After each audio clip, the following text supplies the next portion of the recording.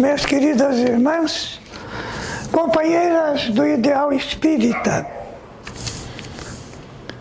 Frequentemente, quando nós elevamos o nosso pensamento, tentando de alguma forma uma ligação com aquilo que nos cerca, desde os princípios pequenos da nossa vida, até aqueles grandes lances maiores, que seria Deus, certamente a nossa vida é preenchida por fatos cotidianos, fatos que aconteceram e fatos que vão acontecer.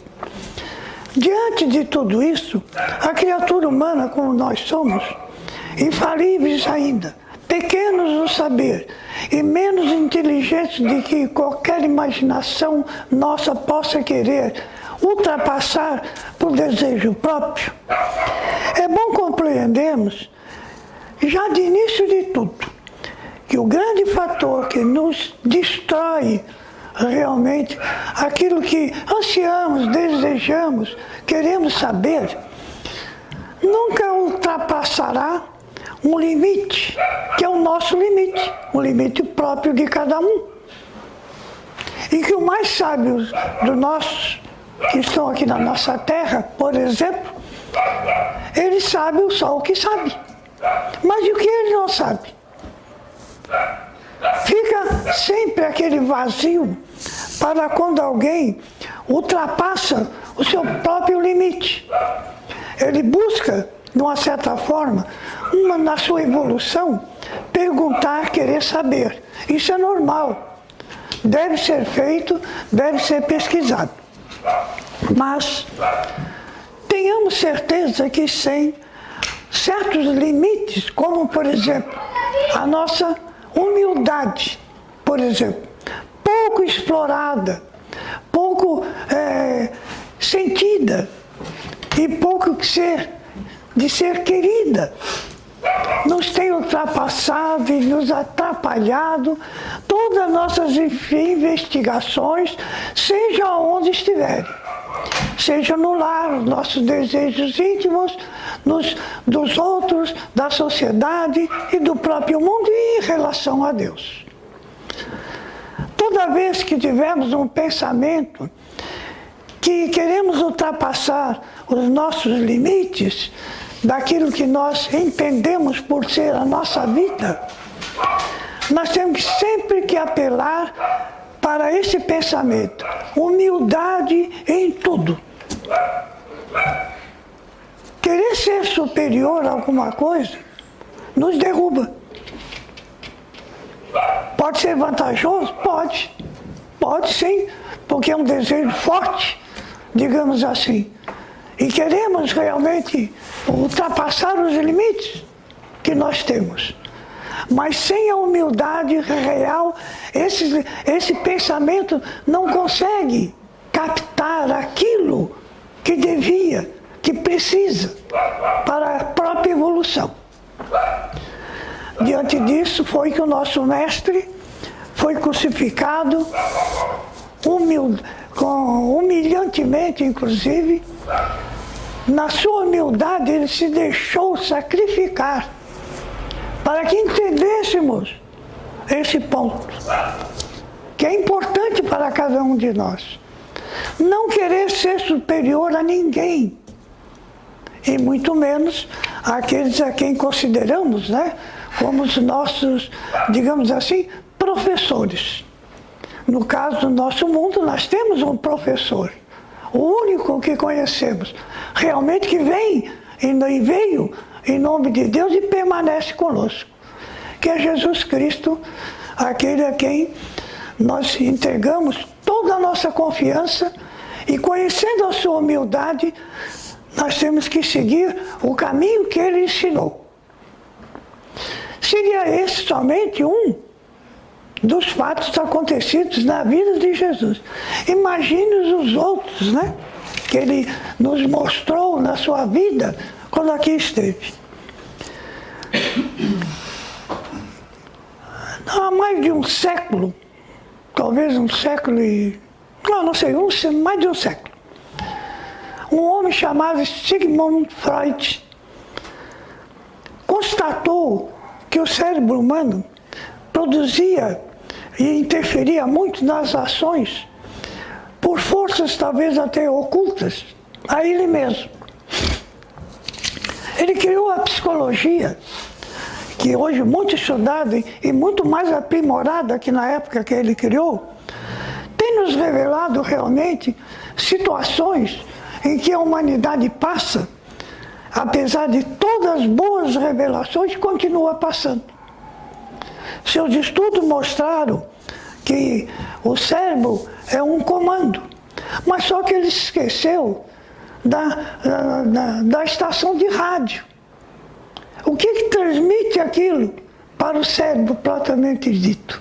Ele não usou, não quis divulgar, se sabia, enfim, não divulgou o espírito, a alma do ser humano, que é independente, imortal. E aí perdeu, nos seus princípios, grandes lances da psicologia, que modernamente ainda não aceita. Ainda acha que o cérebro é o comando humano, e não é. Se você tem um radinho em casa e escuta as músicas da sua estação preferida, não é o rádio, aquele, digamos, cérebro que está ali, que produz a música. Ele só transmite o que vem da rádio, que transmite na onda que tu coloca.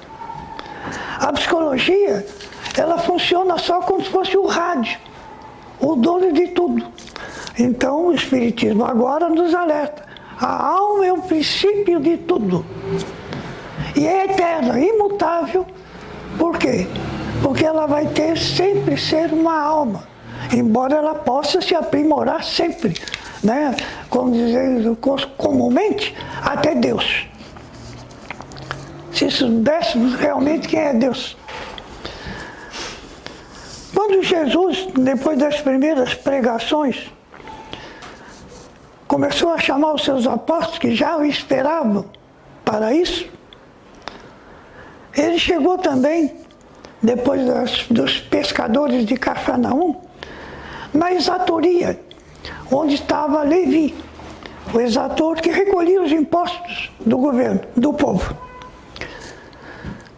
E Jesus passando na coletoria lá, eu acho que era em Cafarnaum mesmo, né? A exatoria dele, não estou lembrado agora, mas eu acho que era em Cafarnaum. Ele chegou e viu Mateus, Levi, que depois seria chamado Mateus, estava lá sentado. E chegou e olhou lá de fora, Levi.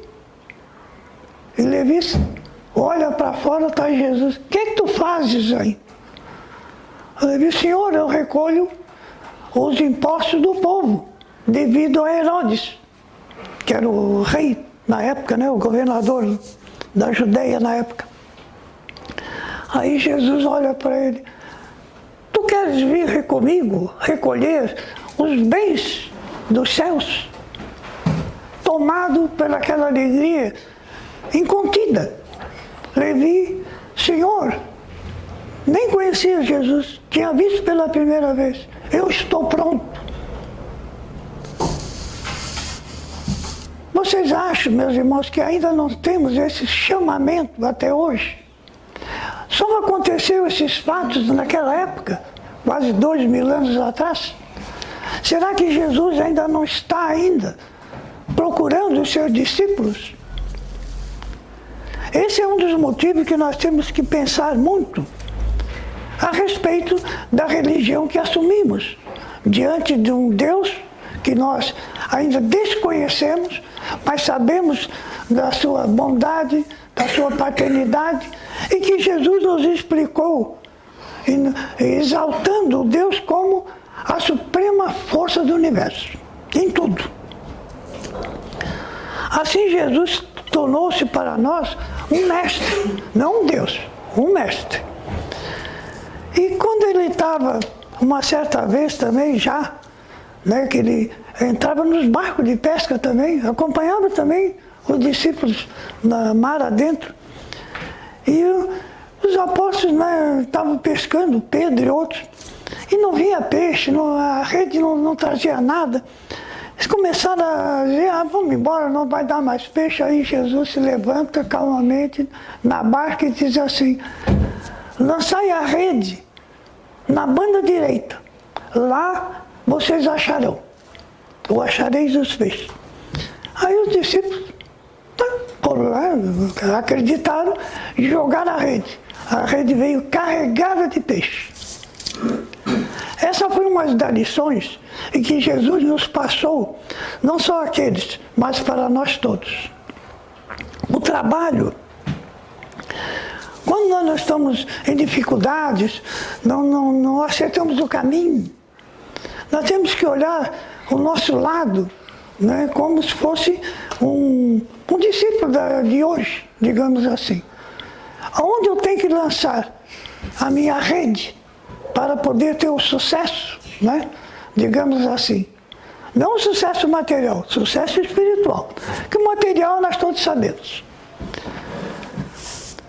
Aqui eu posicionei 3 condições. Primeiro, o barco seria a nossa posição que estamos hoje, atual. Né? Nós estamos navegando, digamos assim, e temos esse barco navegando na vida que levamos. A nossa rede, que nós temos em mãos, é o nosso interesse do dia, de cada dia. É como se estivéssemos pescando e querendo alguma coisa e fazendo alguma coisa, nesse caso pescando e jogando a rede. São os nossos atos diários. Se jogarmos na banda certa, que é a banda direita, que Jesus falou, né? Estamos jogando na esquerda, joga para a direita. Que a esquerda e a direita sempre foi contradições do bem e do mal. Coisas boas à direita, coisas ruins à esquerda. Isso foi uma coisa que nós inventamos para nós. Mas valeu. Se jogarmos a rede sempre para o lado bom da nossa vida, claro que vamos encontrar a felicidade que desejamos. Como aqueles acharam os peixes que eles queriam no dia. Na banda direita, o reto caminho que nós chamamos, é aquilo tudo que nós temos de bom dentro da sociedade. Uma sociedade de justiça, de lealdade total. Sem interferência do lado negativo. Toda vez que pendemos para o lado bom, nós acharemos a nossa pesca do dia. Foi o próprio Jesus que nos deu, digamos assim, como uma dica. Nós chamamos hoje, né, genericamente, uma dica. E assim foi que aqueles discípulos, sob o comando de Jesus, no caso, pelo pensamento, conseguiu adquirir com seus ensinamentos, como nós estamos recebendo hoje, e mais ainda, muito mais atualizado pela codificação espírita, todos esses ensinamentos, trouxe para nós, tirou de nós a questão da dúvida. Como proceder diante de tal e tal coisa? É só fazer uma análise. Se aquilo lá produz bem, é para lá que eu devo ir. Mas se aquilo lá que eu escolhi produz mal, é o da esquerda. Vamos evitar. Enquanto não evitarmos, estaremos sempre do lado pior, o lado negativo da questão. E isso atrapalha a nossa evolução e muitas vezes nos será cobrado. Por quem? Por nós mesmos. Quantos relatos eu já vi do mundo espiritual que dizia: por que eu não ouvi? Por que eu não fiz aquilo? Por que eu fiquei fazendo a mesma coisa? Por que eu não mudei para melhor? É os arrependimentos que vamos ter se não procurarmos amanhã e hoje, desde já, porque o futuro nós temos que nos prestar contas a nós mesmos. Não haverá nenhum juiz julgando, nenhum tribunal. Mas a nossa mente vai dizer: eu não aproveitei o lado bom. Que pena. Fala-se na época de Roma, quando Pedro foi lá pregar, né? Ele conduziu muitos romanos ao cristianismo. A população população sofrida em geral é a que mais atendeu aos apelos de Pedro. E se reuniam constantemente, lá em Roma, naquela época, né? 2000 anos atrás, para as suas reuniões. Mas os romanos começaram a ver que ali não havia só um movimento, havia algo diferente. E isso os perturbava. Em lugar de verificarem o que estava acontecendo realmente, levaram o pensamento para o lado negativo, o lado bom, o lado ruim, quer dizer. E aí o que aconteceu? Acharam que aquilo perturbava as leis, vejam só, perturbava os deuses romanos, perturbava a sociedade, geralmente a mais poderosa, que viu naquele movimento um fracasso até do próprio império. E acharam de condenar os cristãos da época. Seria a solução, eliminar os cristãos. Não havia outra alternativa. E um deles, que era o Pedro, o apóstolo, né? Depois de sofrer alguns dias na prisão, foi chamado ao tribunal e condenado. Condenado por quê? Por fazer o bem. Mas ele não negou. Não negou a sua parte naquilo que ele sabia que era o lado bom. Assim também, quando nós tivermos a tentação de negar o lado bom pelo lado da esquerda, temos que ser autênticos. Não aceitar as coisas ruins que nos levam para nos facilitar a vida. E Pedro não aceitou, foi condenado, ficou preso e foi levado para a condenação à morte, que aconteceu. Naquele dia soltaram os guardas, né, envolveram ele e a polícia da época, né, dos romanos, tendo à frente um pretoriano, foi levando por sacrifício a pena de morte. E Pedro estava ali no meio daqueles que estavam guardando, né, para levar até o tribunal da morte lá. E ele começou e ficou calado, não blasfemou, não disse nada, seguia. E os soldados que estavam ao lado, um se olhava para ele, mas esse aí foi aquele que curou meu irmão. Meu irmão estava quase morrendo de dor, ele foi lá e curou. O outro lembrava, esse é o Pedro, aquele que fez isso de bom lá na minha família. Cada um deles se lembrou de uma coisa boa, né? E aquilo os deixou, mas eles tinham que cumprir a ordem que foi dada, eles eram soldados, submissos. E quando Pedro chegou lá no monte, onde ele seria sacrificado, o próprio comandante, né, daquela pequena guarnição perguntou para ele se ele abjurava, ele disse que não ia negar o Cristo. Não poderia negar o Cristo, porque ele já estava convicto. Ele sabia de Jesus o que era, o que ele fazia, qual era o seu desejo, ele já conhecia tudo. Depois de muito aprender, depois de muito sofrer. E assim, ele só pediu uma coisa. Não quero, que ele sabia que ia ser condenado, ia ser crucificado. Pois o próprio comandante disse para ele, nós vamos te crucificar como teu Cristo. Disse ele com severidade. E Pedro disse, como Jesus não. Não façam isso. Não quero morrer igual, não sou digno de morrer igual a ele. Aí os soldados que conheciam ouviram o que ele disse.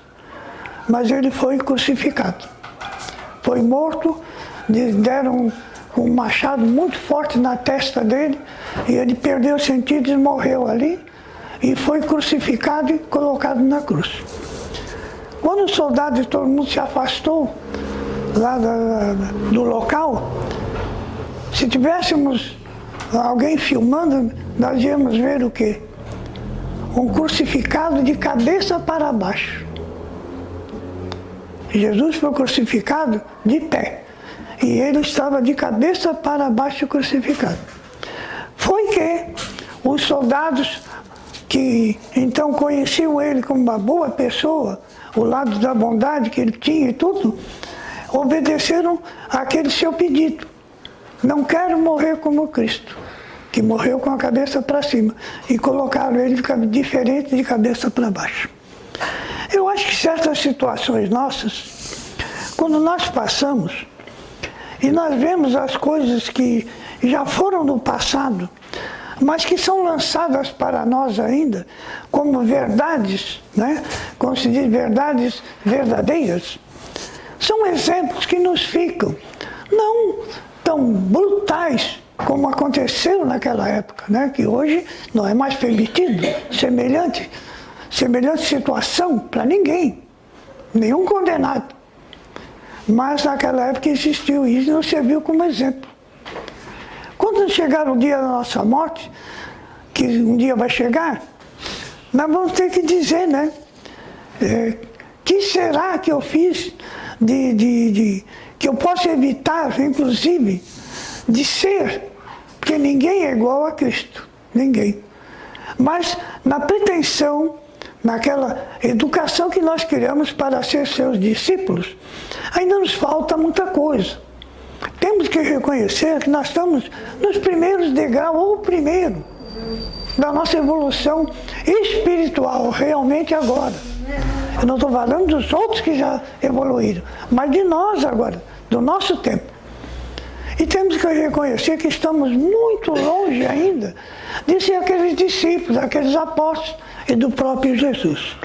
Não somos dignos ainda de morrer dizendo que somos discípulos de Jesus. Vamos fazer como Pedro. Não sou digno de morrer como ele. Quer dizer, não sou digno de viver como ele ainda.